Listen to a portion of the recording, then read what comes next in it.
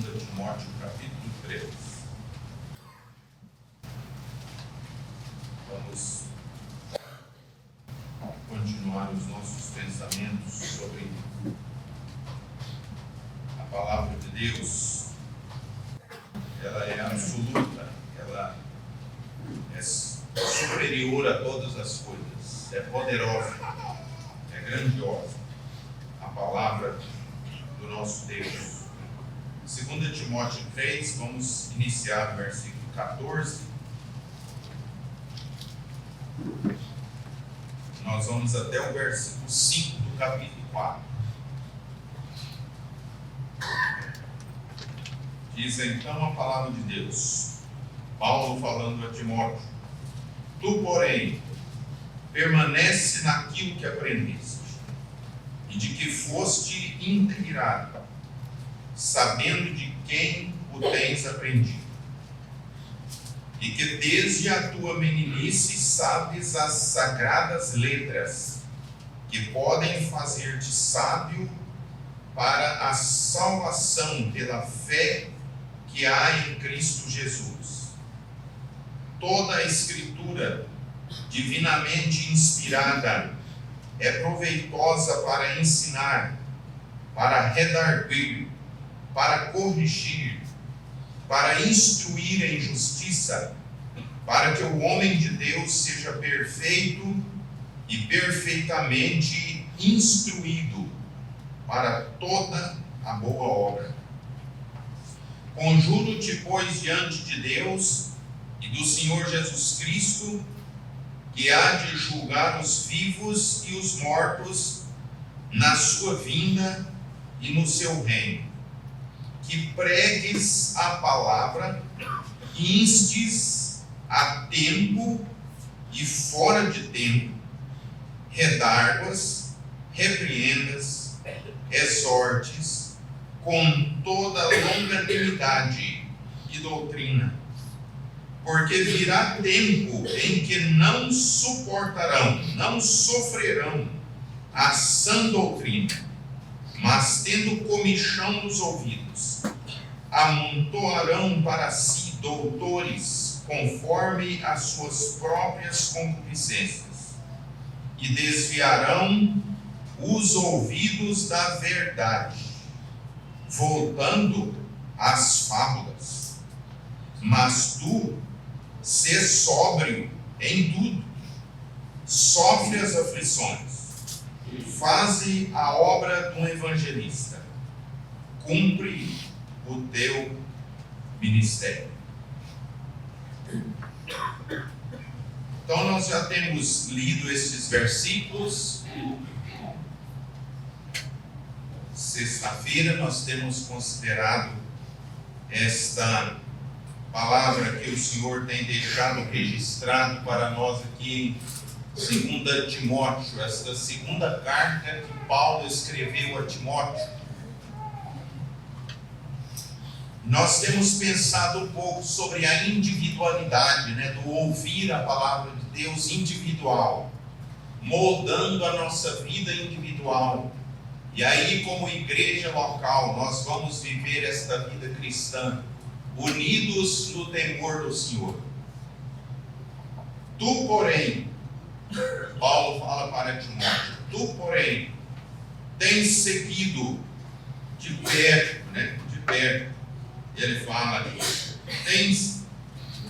tu tens ouvido, seguido a minha doutrina. No versículo 10, Paulo chama a atenção dele, tu, porém, tens seguido a minha doutrina, os meus ensinos, modo de viver, intenção, fé, longanimidade, caridade, paciência.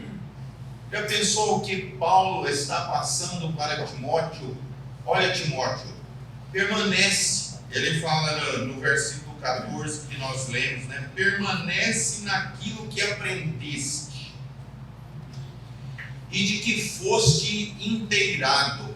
Nós aprendemos como é inteirar de alguma coisa, Nós lemos de Lucas, o médico que Paulo fala, médico amado, aquele que inteirou de toda a situação, daquilo que aconteceu nos seus dias acerca do Senhor Jesus Cristo. Ele buscou daqueles que ouviram, daqueles que estavam anunciando, e ele aprendeu minuciosamente para transmitir. Paulo está falando com Timóteo que ele tinha feito isso, né? Ele tinha inteirado minuciosamente das coisas do Senhor, dos seus planos, dos seus propósitos. E Timóteo era uma testemunha fiel do que Paulo tinha passado, né? E Paulo então diz, olha, o modo de viver, as intenções, quais são as intenções? Irmãos, quais são as nossas intenções no meio do povo de Deus? Quais as nossas intenções? Será que a nossa intenção é ver o povo de Deus crescer no conhecimento e na graça de cada pessoa do Senhor Jesus Cristo? Será que nós temos um interesse verdadeiro para com cada crente em Cristo? As crianças, eu estava regozijando aqui na frente, ouvindo as crianças cantar. Que privilégio ouvir crianças cantar. O Senhor Jesus Cristo um dia, ele louvou isto, né? Acerca das crianças. E nós precisamos ter conhecimento da palavra de Deus para saber lidar com todos. Com as crianças, com os jovens, com os adultos, com os mais velhos, todos. E isso nós só podemos adquirir através da palavra de Deus. Palavra de Deus. Modo de viver, intenção, fé, longanimidade. Esta palavra longanimidade, ela significa aguardar resultados. Saber aguardar os resultados. Não é desistir. Sabe, nós às vezes começamos a falar com alguém acerca da palavra de Deus e logo nós já tiramos a nossa conclusão. Não vai dar mais, né? Não adianta. Eu já falei 2 vezes, 3 vezes, 4 vezes, não adiantou, então eu vou parar. Sabe, irmãos, não é assim. Não podemos parar. A longanimidade de Deus, quando aguardava nos dias de Noé, né, nós lemos Pedro escrevendo essas palavras. Longanimidade. Aguardar resultados, esperar resultados. Paulo até fala do trabalhador, do camponês, e ali na sua fazenda, na sua terra, ele vai preparar um lugar para plantar. Então ele vai ali e ele joga aquela semente para uma lavoura, né? E então ele vai para casa e ele, o que faz? Aguarda os resultados. Passa 2 dias que ele plantou a semente ali no seu campo, ele pega uma enxada e fala, não, eu vou revirar essa terra tudo. Não nasce. Já tem 2 dias que eu plantei, 3 dias, 4 dias, não nasceu. Não, eu vou revirar essa terra, vou passar o arado. Não é assim. Ele vai para casa e aguarda os resultados. Paulo, escrevendo aos Coríntios, ele fala sobre este fato de uma lavoura, né? E ele fala assim, eu plantei, Apolo regou, mas quem deu o crescimento? O Senhor Deus. Irmãos, se estamos plantando, vamos plantar e aguardar resultados. Se estamos regando, vamos regar e aguardar resultados. Porque a partir daí, nós não temos nada por fazer como homens, como crentes em Cristo. Nós precisamos esperar resultados. E o resultado vem de onde? Do Senhor. Paulo falou: quem é Paulo? Quem é Apolo? Servos nos quais o Senhor usou para levar a palavra de Deus e para ensinar, né? Apolo ensinou. Mas a partir deste momento, nós temos que aguardar os resultados divinos. Não podemos fazer pré-julgamentos, né? Julgamentos. Essa palavra tão preciosa, né? Nós estamos considerando nesses dias a intenção, a fé, aquela confiança no Senhor, a longanimidade, a caridade. É interessante que Paulo usou a palavra caridade aqui, né? Porque a caridade está ligada ao amor de Deus. O amor de Deus. Quando ele escreve o capítulo 13, né, de 1 Coríntios, ele fala sobre o amor. E ali a palavra é caridade. É o amor de Deus. E aqui ele diz: caridade, paciência. A paciência é a perseverança no meio da adversidade. É estar no barquinho no meio do mar e remando. Eu estou aqui no meio do mar, num barco, e o vento começou a levar o barco de um lado para outro, então eu não vou remar mais não, vou deixar o vento levar. Nós precisamos remar. Nós precisamos ter objetivos na vida espiritual. Jovens aqui, tenha objetivo na vida espiritual. Busque crescer no conhecimento e na graça de nosso Salvador e Senhor Jesus Cristo. E procure dele o que é que o Senhor quer que eu faça. Onde o Senhor quer que eu atue. Busque sempre isso. Não viva ao léu. O vento leva para um lado, para outro. Não. Nós temos remos nas mãos. Vamos remar. Porque nós precisamos chegar na praia celestial. Ali, o nosso Salvador aguarda o nosso barquinho ser atracado para entrar com Ele nas mansões celestiais. Paciência. No meio da adversidade, ter perseverança. E agora, nós já consideramos esses outros versículos aqui na sexta-feira. Então nós vamos agora para o versículo 16, que nós já lemos, e nós não consideramos o que diz aí. Então vamos considerar agora: toda a Escritura divinamente inspirada é proveitosa. Olha, toda palavra, toda Escritura divinamente inspirada, soprada pelo Espírito Santo, ela é proveitosa, toda ela.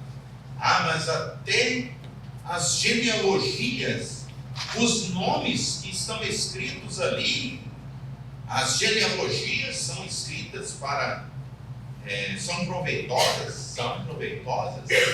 Nas genealogias nós vemos o cuidado do Senhor no cumprimento da sua palavra.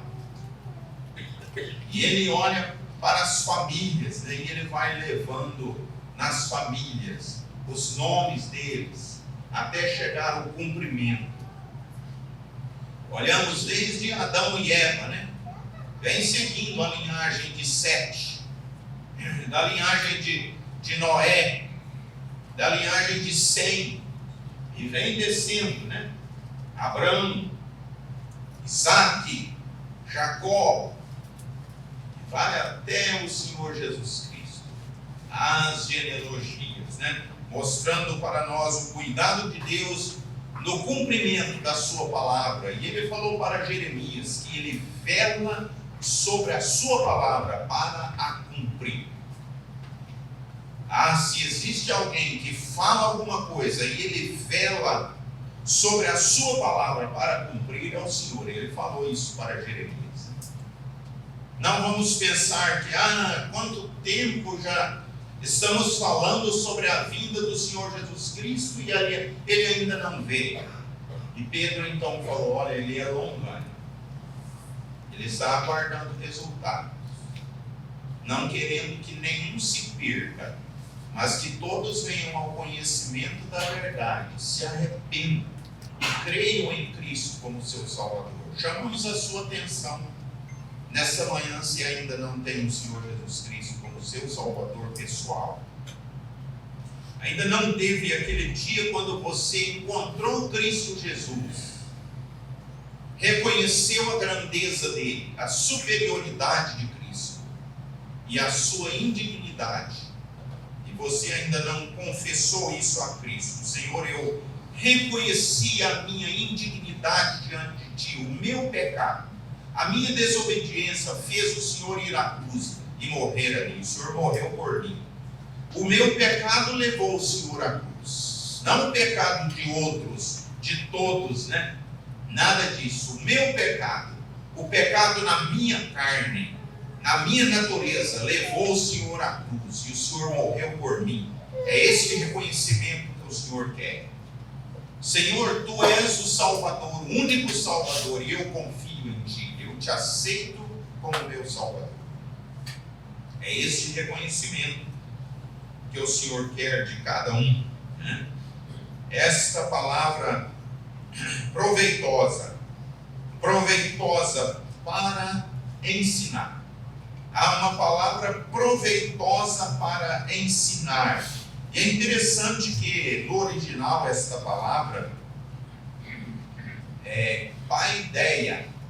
E no grego essa palavra nos dá uma instrução, um ensino que é para as crianças. É a palavra usada quando os pedagogos, os aios, né, aqueles que cuidavam das crianças, iam ensinar às crianças todas as coisas. A pessoa que tinha o dinheiro, né, naqueles tempos, ele pagava um professor para estar com o seu filho, ensinar as boas maneiras, ensinar a ler, a escrever, as matérias, tudo daqueles dias. Tinha aquele professor que estava sempre com aquela criança. Paulo falou que foi criado, né, ensinado aos pés de Gamaliel. Gamaliel era uma ensinadora, assim, né?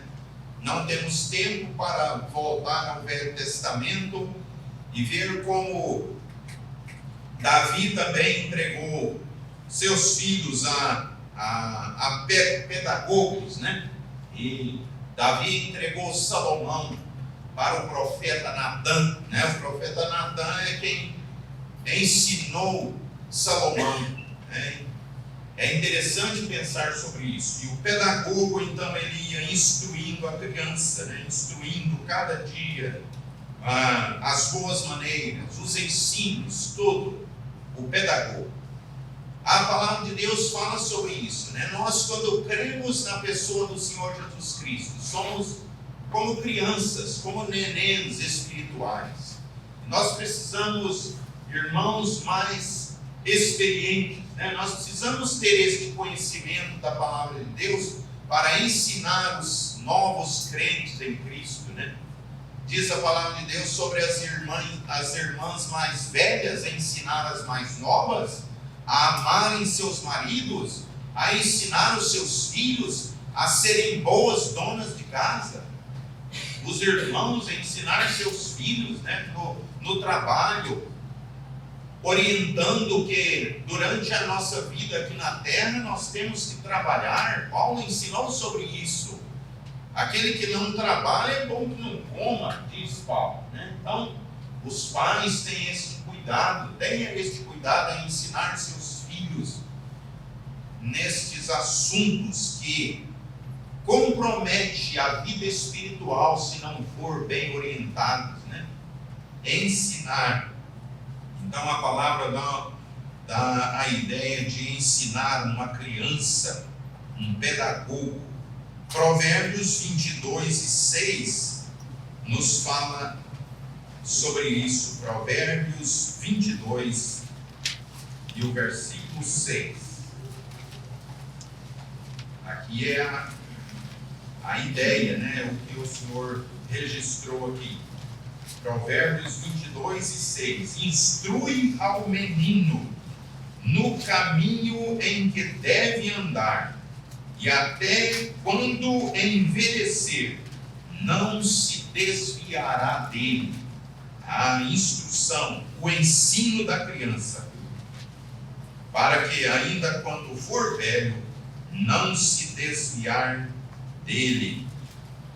Olha que Pedro fala, né, na sua primeira carta também sobre isso, e ele usa até no sentido da alimentação, né?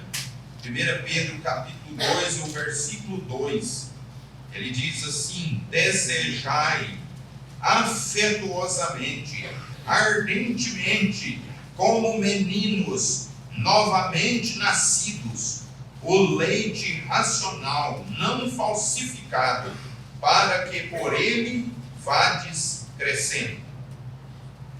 E aqui traz um ensino importante, né? Para nós os crentes, desejarmos a palavra de Deus. É o alimento espiritual, é o leite racional, não falsificado, para que por ele vades crescendo. Mas também traz um ensino para os mais velhos, né? As mães com as suas criancinhas que ainda não sabem discernir entre a mão direita e a mão esquerda, né? Como se diz, você deixa a sua criancinha ir lá preparar a mamadeira dele? Não, a mãe vai preparar, ou o pai vai preparar, se a mãe está ocupada em outra coisa. Os pais têm essa responsabilidade em preparar a sua mamadeira, né? Não deixar nem muito frio, nem muito quente, não deixar muito doce, né? Nem muito sem doce, e assim por diante. Aquele cuidado tão importante nisso. Irmãos, é este cuidado que nós temos que ter com a palavra de Deus. O cuidado de ensinar, não muito quente, não muito frio, né? Não muito doce, mas também não muito azedo, né? Temos que ter cuidado. Este cuidado no ensino da palavra de Deus. E um ensino para todos nós, desejarmos ardentemente o leite racional não falsificado. Irmãos, você tem desejo da palavra de Deus?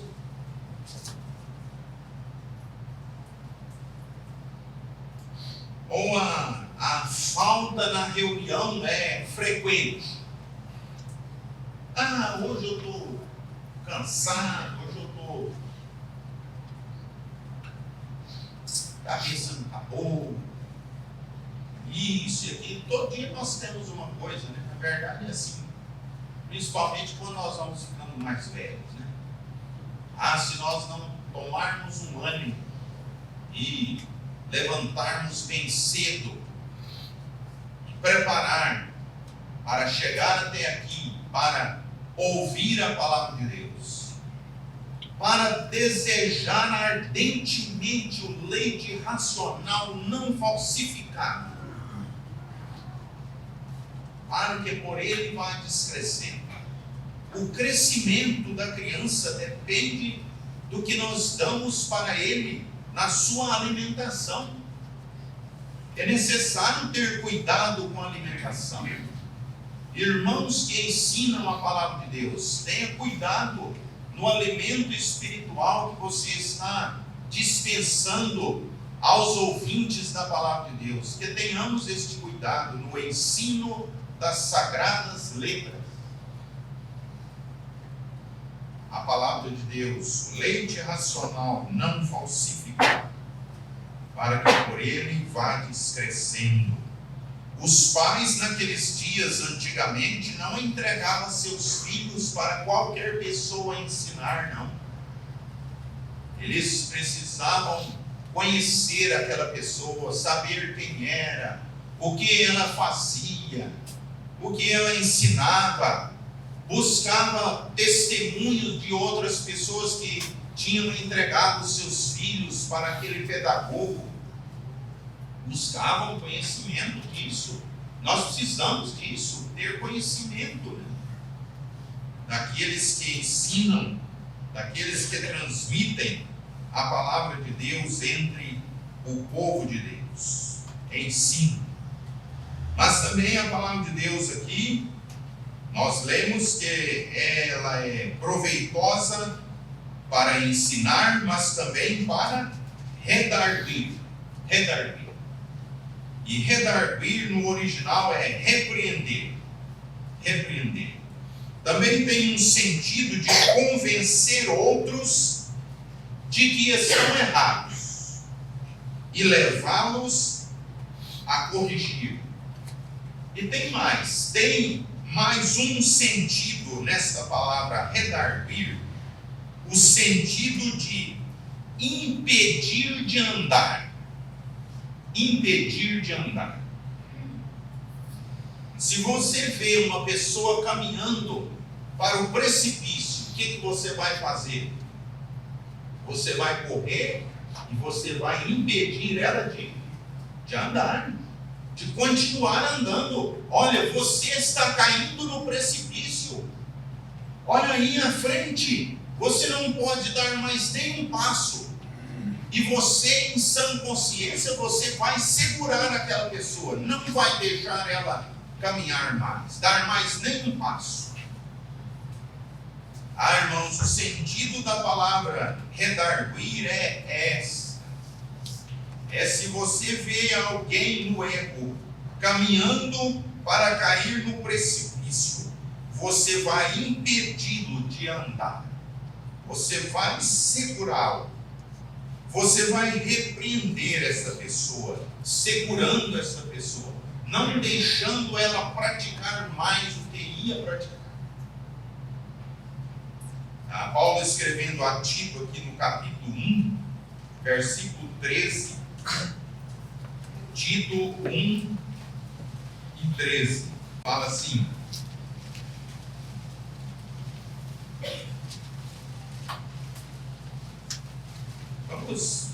Vamos ler do versículo 9 até o versículo 13.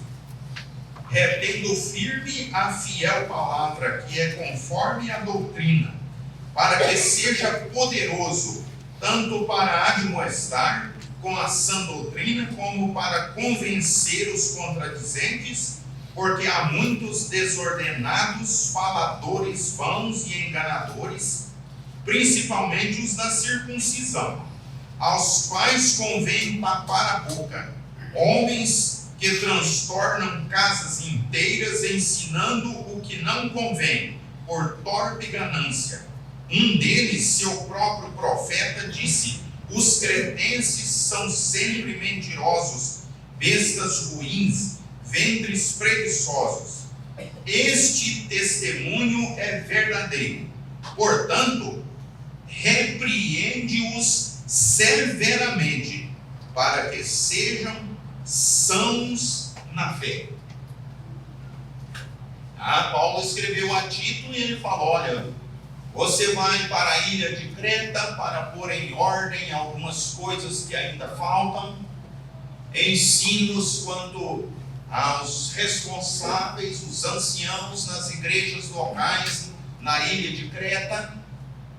E ele deu ensinos: olha, existem coisas que você precisa redarguir, repreender. Você precisa convencer eles que estão errados. Você precisa levá-los a corrigir.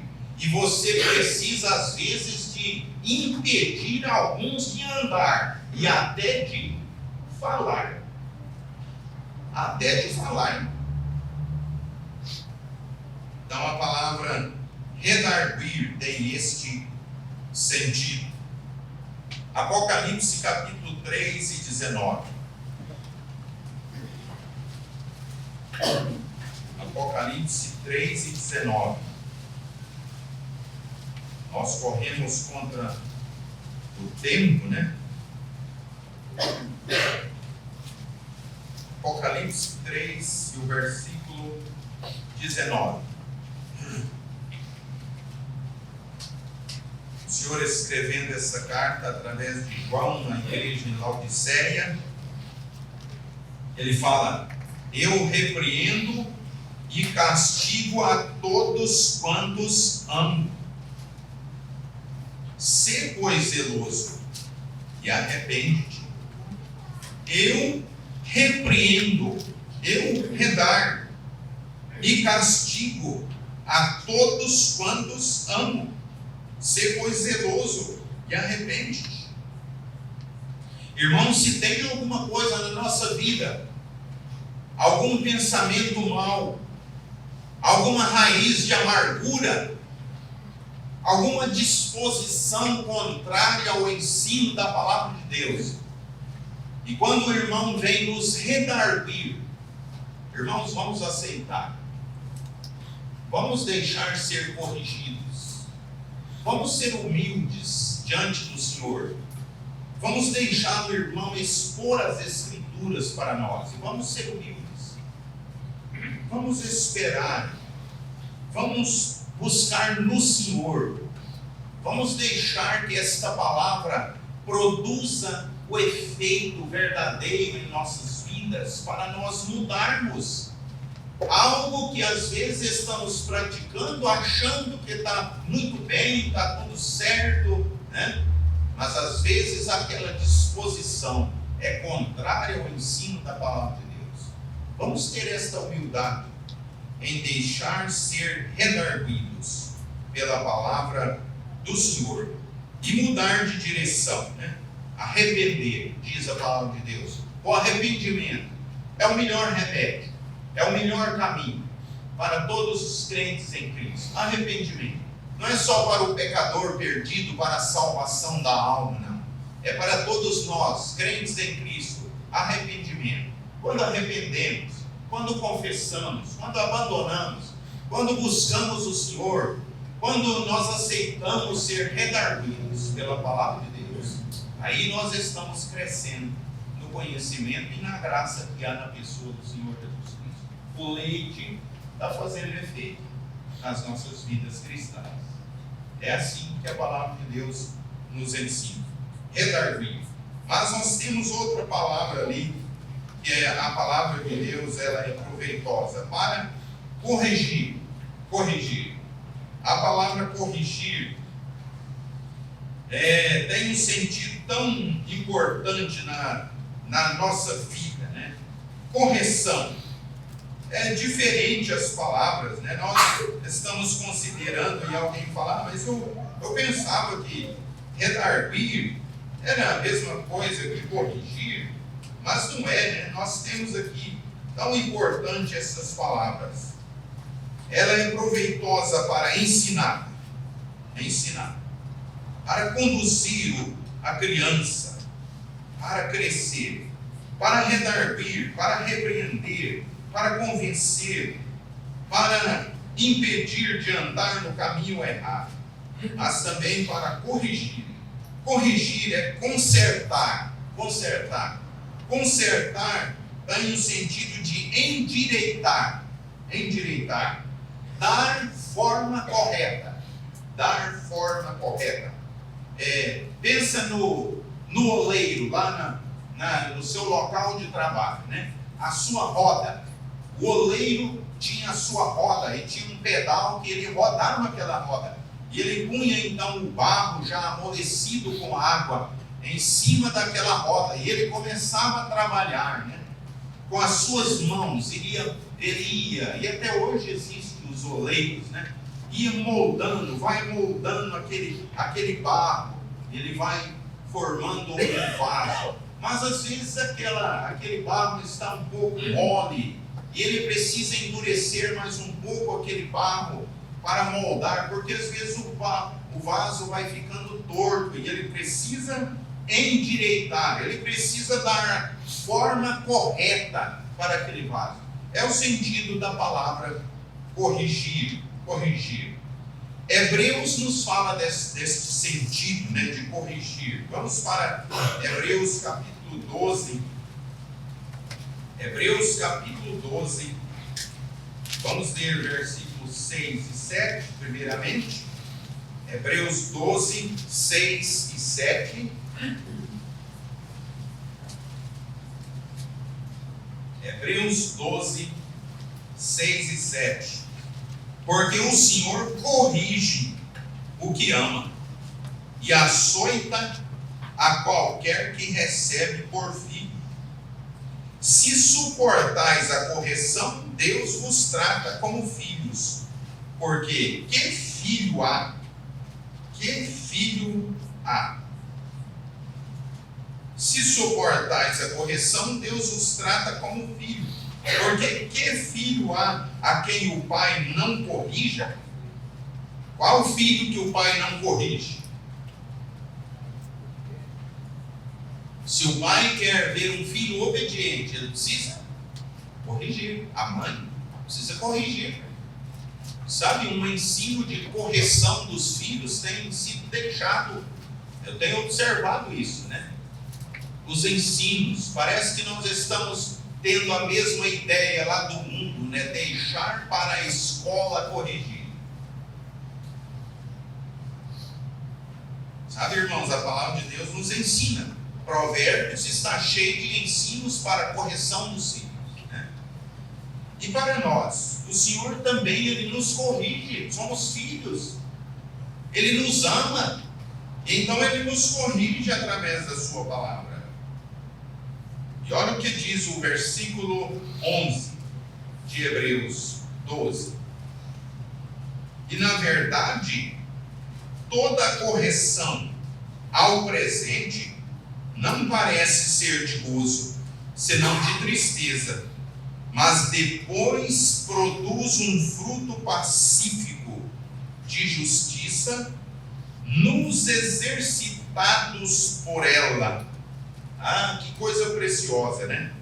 Quando somos corrigidos pela palavra de Deus e nós aceitamos a correção, então esta correção que às vezes no momento achamos que é de tristeza e às vezes ficamos revoltados, mas depois nós vamos ver que é de gozo, é de alegria, é de contentamento, porque estamos sendo moldados, né? Como o barro sendo moldado pelo oleiro na direção certa, para a formação de um vaso para a honra e glória do nome do Senhor, como crentes em Cristo. E aí vai tomando a forma, né? E isso produz um fruto pacífico de justiça nos exercitados por ela. Ah, e aquele vaso pode ser exposto, né, em algum lugar, e todos vão glorificar, vão honrar o oleiro, né? O oleiro. Ah, o vaso é de barro, diz Paulo, olha, e na verdade, essa excelência da palavra de Deus, este tesouro grandioso que é a palavra de Deus, está sendo colocado em nós que somos vasos de barro. Para quê? Para que a glória não seja nossa. Somos barro, mas a glória é do oleiro. A glória é do oleiro. Irmãos, a glória não é nossa. Se alguém está querendo glória para si mesmo, é preciso levar o seu vaso lá para o oleiro, mandar ele quebrar tudo, amolecer com a água, que é a palavra de Deus, e moldar um novo vaso, um novo jarro, na direção correta, né? Tomando formas corretas, para ser útil para a honra e glória do oleiro.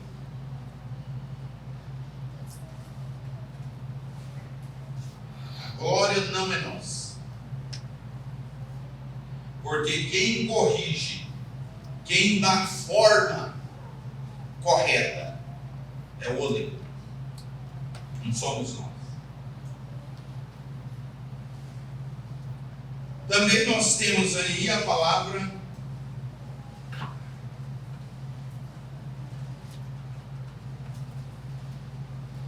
já pensamos em ensinar, em redarguir, em corrigir. E agora, instruir. Instruir, diz aqui, em justiça. Instruir em justiça. A palavra instruir é direcionar. Direcionar. É orientar. Orientar. É direcionar aquela criança, aquela pessoa no caminho correto. É não deixar que ela tome outros acessos, outras estradas vicinais, mas não sair daquela avenida ou daquela estrada que nós queremos direcionar. Interessante que nós já lemos sobre Moisés e a criação dele com a sua mãe, Joquebede, seu pai, Amram. Ele foi ensinado por Joquebede, mas chegou um tempo em que ela levou ele ao palácio. E ele foi para o palácio, foi para o mundo. O Egito fala do mundo, né? Moisés foi levado para o mundo, para o palácio. E Estevão, na sua defesa diante do Sinédrio, antes de ser apedrejado, ele falou de Moisés em Atos 7:22, que ele foi instruído em toda a ciência do Egito. E a palavra instruir é isso. A princesa, a filha de Faraó, quando ela adotou Moisés, pôs o seu nome, tirado das águas, colocou o nome nele. Ela provavelmente matriculou Moisés nas melhores escolas do Egito, ou o melhor pedagogo que existia no Egito, para ensinar Moisés em toda a ciência do Egito. E diz a Bíblia, ele foi instruído em toda a ciência do Egito. Direcionaram Moisés. E muitos comentaristas, estudiosos da história, podem afirmar que bem provável que Moisés seria o próximo rei do Egito. Ele foi direcionado para isso, instruído em toda a ciência do Egito. Mas quem já tinha instruído Moisés pela palavra de Deus? Sua mãe. Sua mãe instruiu Moisés no caminho do Senhor. E olha o que fala em Hebreus 11 acerca de Moisés. Olha o que fala dele. Hebreus capítulo 11,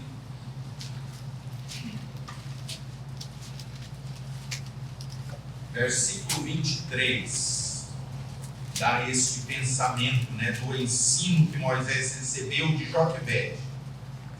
Pela fé, Moisés, já nascido, foi escondido 3 meses por seus pais, porque viram que era um menino formoso, e não temeram o mandamento do rei. Agora vai falar de Moisés. Olha, esta fé de Amram e Joquebede foi ensinada para Moisés, como Eunice ensinou para Timóteo, como a sua avó Loide ensinou para Timóteo, uma fé não fingida. E agora nós temos no versículo 24: de Hebreus 11. Pela fé, Moisés, sendo já grande, recusou ser chamado filho da filha de Faraó, escolhendo antes ser maltratado com o povo de Deus, do que por um pouco de tempo ter o gosto do pecado, tendo por maiores riquezas o vitupério, os sofrimentos de Cristo, do que os tesouros do Egito, porque tinha em vista a recompensa. Não adiantou o Egito, o mundo, o palácio, a rainha querer direcionar Moisés nos ensinos deles. Ele já tinha sido direcionado, ele já tinha sido instruído, ele já tinha sido orientado por Joquebede no caminho do Senhor. E ele escolheu, porque tinha em vista o invisível. A direção dele era outra, a direção era o céu. A direção era o vitupério de Cristo. Já pensou o conhecimento de Moisés nas coisas espirituais? Por isso que eu disse aquele dia, né? Que precioso não seria se Joquebede tivesse escrito um livro ensinando como criar seus filhos em pouco tempo. Ensinou Moisés. Moisés foi direcionado, instruído, né, para buscar ao Senhor e sua palavra e o prazer de estar com o povo de Deus, mesmo em sofrimento. Ele tinha prazer. A palavra de Deus nos diz que este homem, Moisés, ele desenvolveu espiritualmente. A palavra de Deus nos diz deste homem, o homem mais manso sobre a terra. Mais manso sobre a terra. Tratou com uma multidão de pessoas, mais ou menos 2 milhões, mais de 2 milhões de pessoas, cuidando deles no deserto. Já pensou? Instruído, direcionado nas coisas espirituais. E por fim, nós temos uma palavra aí, o nosso tempo vence. Nós não vamos adiantar mais, mas vamos ler mais alguns versículos aqui. Nós já lemos, mas para confirmar esta palavra, né? É para que a palavra de Deus é proveitosa, então. Para ensinar, para redarguir, para corrigir, para instruir em justiça, para que o homem de Deus seja perfeito, completo e perfeitamente instruído para toda a boa obra. Direcionado, né? A palavra de Deus quer nos direcionar para toda boa obra. E Paulo chama a atenção de Timóteo, e ele chama a atenção com uma palavra até forte, né? Conjuro-te, ou te chamo a atenção diante de Deus e do Senhor Jesus Cristo, que há de julgar os vivos e os mortos na sua vinda e no seu reino. Timóteo, prega esta palavra. Olha, você insiste com o ensino desta palavra, porque só ela tem valor para falar ao coração. Olha, ao tempo, fora de tempo, esteja sempre preparado para toda a oportunidade que surgir, Timóteo. Prega esta palavra, instes, fora de tempo e a tempo, redarguas, né, como já consideramos, redarguir, repreender, né, os que precisavam ser repreendidos, exortes com toda longanimidade e doutrina, conhecimento da palavra de Deus. E ele fala por quê?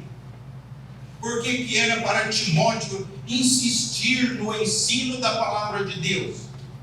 Irmãos, é para nós insistirmos no ensino da palavra de Deus. Há tempo, fora de tempo, estejamos preparados para ensinar a palavra de Deus. Por quê? Porque virá tempo em que não suportarão a sã doutrina. Nós precisamos lutar para não chegar neste ponto, ao ponto dos crentes em Cristo não querer mais ouvir a palavra de Deus. Não suportarão a sã doutrina, mas terão comichão nos ouvidos, e amontoarão para si doutores, conforme as suas próprias concupiscências ou cobiças, e desviarão os ouvidos da verdade absoluta de Deus, voltando para as fábulas, aos contos, às histórias deste mundo. E quantos já estão contando histórias, na frente das pessoas aí? Quantos estão contando histórias? Lê um versículo e às vezes desvia do assunto daquele versículo e está contando histórias,